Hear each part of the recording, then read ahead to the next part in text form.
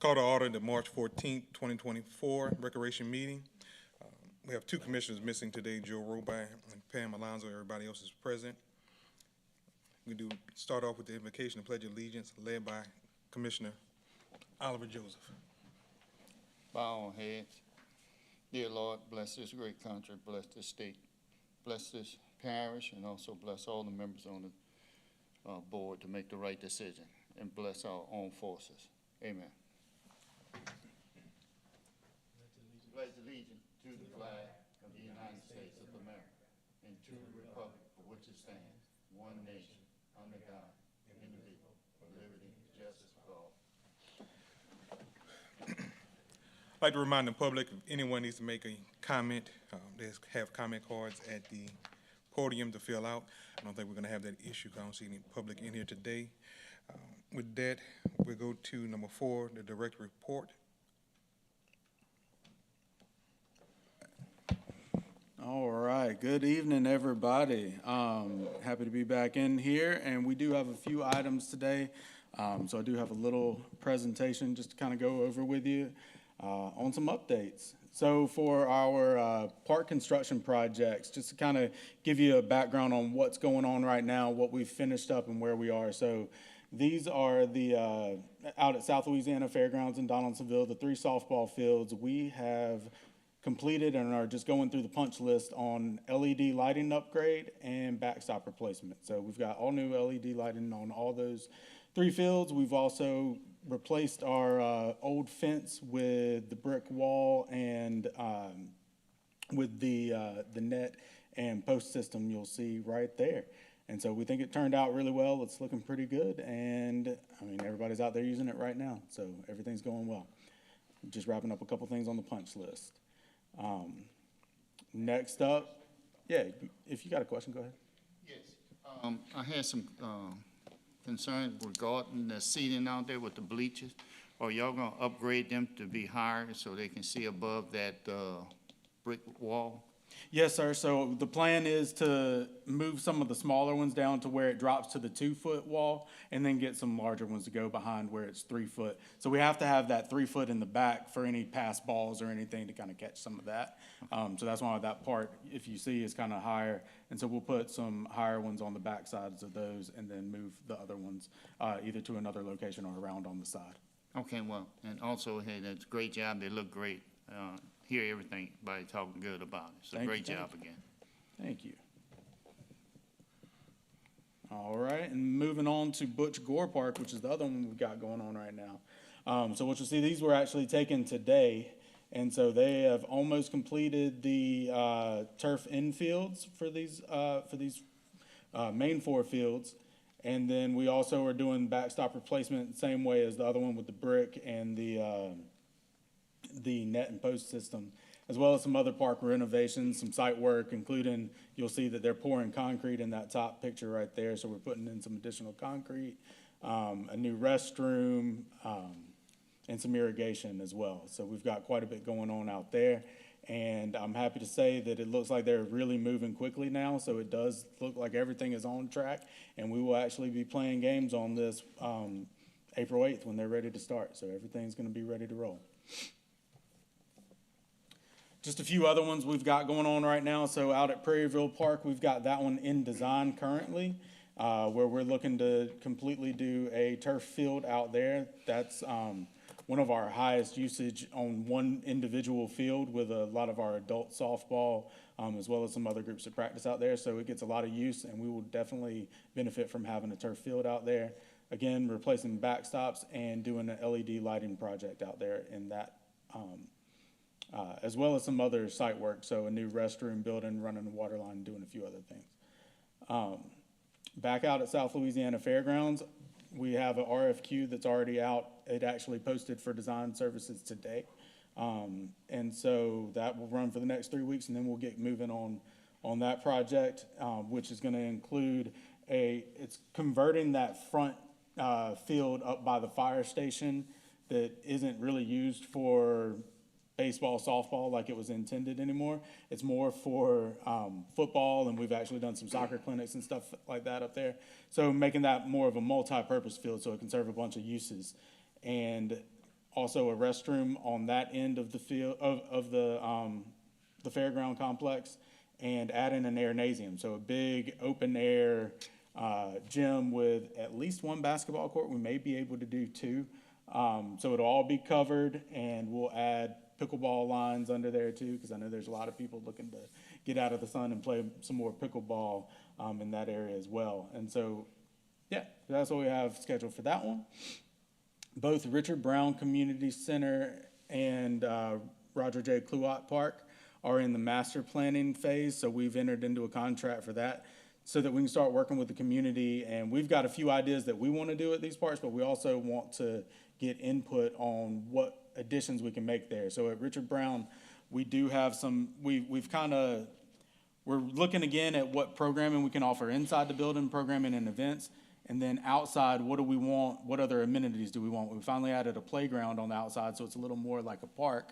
And we want to look at what else the public wants to do on the inside and on the outside. There, we are scheduling a community input meeting for April. And then out at Kluwat Park, we are looking at, we've moved our grounds maintenance operations away from that site. So now we have a big space that's about to open up, and we're going to be able to add a lot more out there as well. So we're going to be looking into that. And then the last one that's going on right now is the Ascension Gym, where we have entered a requisition for RFQ for design services for that, where we're doing a few renovations to the gym that'll take place over the next year or two. Any questions about any of the park projects we have going on? Mr. Chairman. Councilman Joseph. Yes. I noticed y'all have a community meeting for the Godmary, and I had spoke to you, Recreation, so I was trying to say, can we set up a community meeting for the Downsonville area to talk about everything y'all are doing and get their input on what they would like to see too? 'Cause y'all making a lot of changes, improvement, but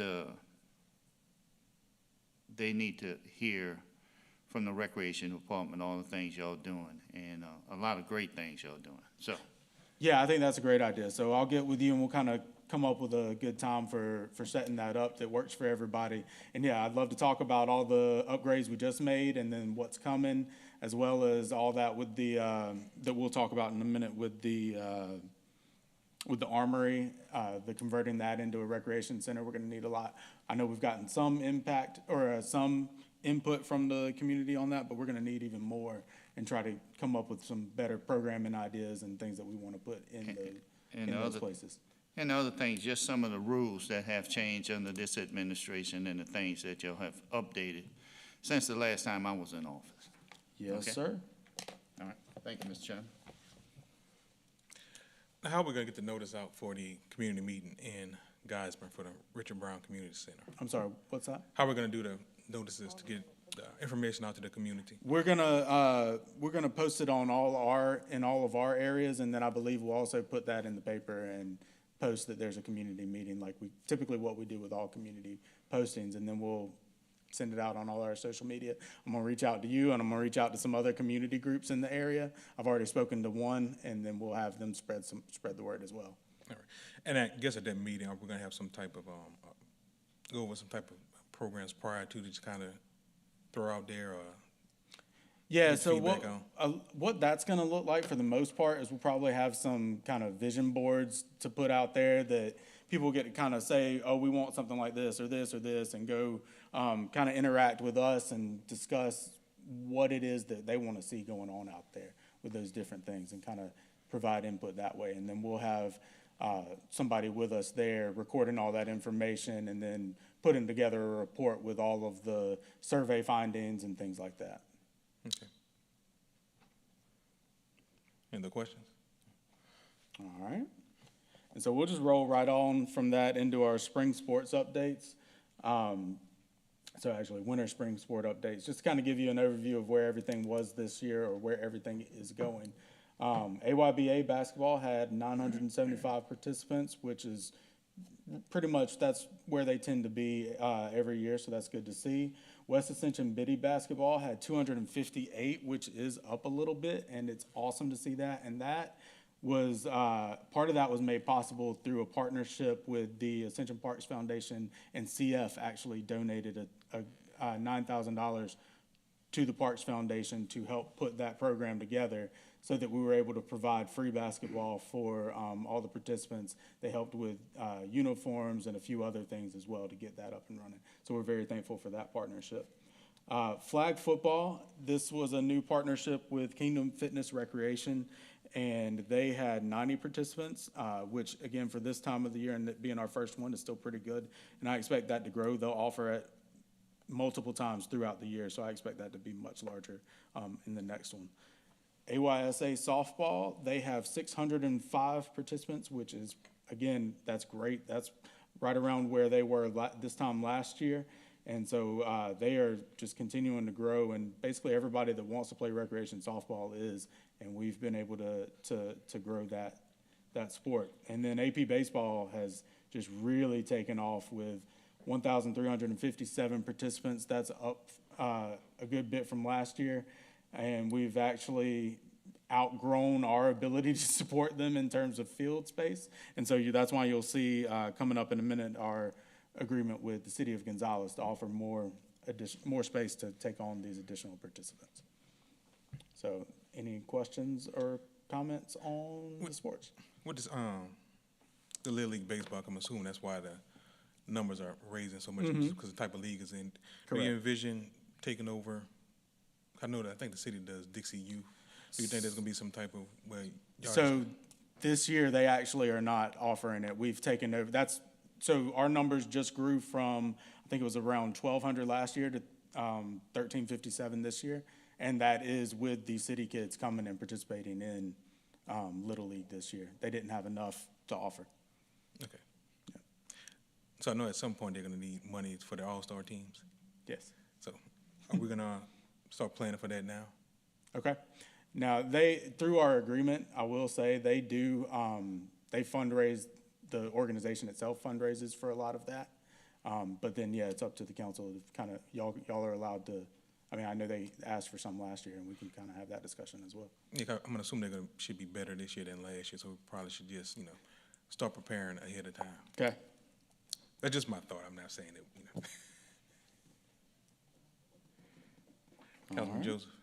Yeah, I noticed on your list, baseball on the west side, are we running behind on it, or just not enough participation in it, or? So that one historically has not taken place until summer because Ascension Catholic has all their programming going on, and we allow them to use those fields at that time.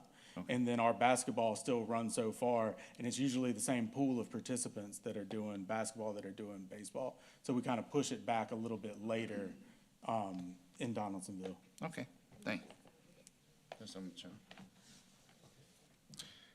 With that, we'll go to agenda item number 5, general business. 5A, approval of intergovernmental agreement between Ascension Parish government and the city of Gonzales for baseball and softball programming. Motion to approve. Motion approved by Councilman Joseph, second by Councilman Hillsback. Nobody here is object. Motion passes. 5B, approval to adopt a citizen participation plan for the Community Development Block Grant, a $2,982,723.64 allocation from OCD through the Resilient Communities Infrastructure Program for infrastructure recovery. Motion by Ms. Hillenbeck, second by Councilman Joseph. No objection. Motion passes. With that, we'll go to agenda item number 6.